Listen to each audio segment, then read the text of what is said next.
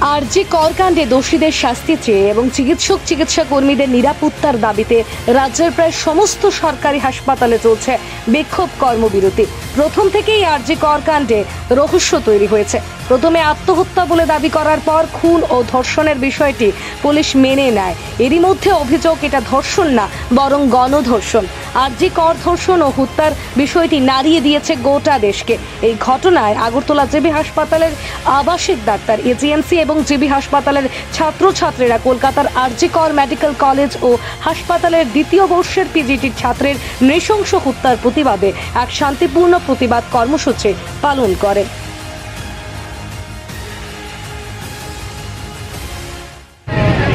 I'm a general surgery resident doctor in AGMC.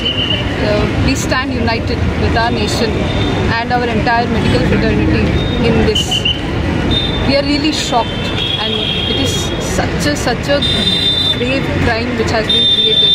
So we also want that the center should look into it, and the demands which have been put forward in the entire nation, like enactment of the Central Protection Act, transparent investigation in the entire incident which had happened there, and also the resignation of the responsible officials, which is the demand. We stand united with the college and the nation in this act. It is highly unacceptable, and we are really disappointed as doctors of this country. Dr. Subhashish Koshkar, Resident Medical Officer, Neurosurgery Department, AGMC দিয়েছে। আমরা এখানে জমায়েত হয়েছি, protest করছি।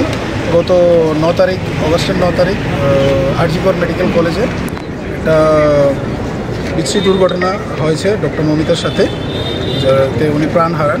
ওটার এগেনস্টে আমরা প্রোটেস্টের জন্য আজকে সবাই জমায়েত হয়েছে। আপনাদের ডিমান্ড কি?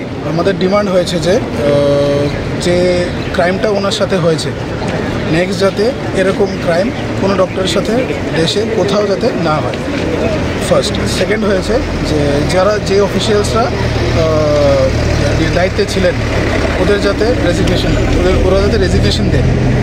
থার্ড হয়েছে যারা কালপ্রিটস তাদেরকে যাতে ফাস্ট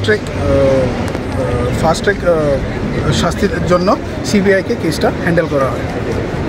অ্যান্ড আমাদের তৃতীয় ডিমান্ড হয়েছে যে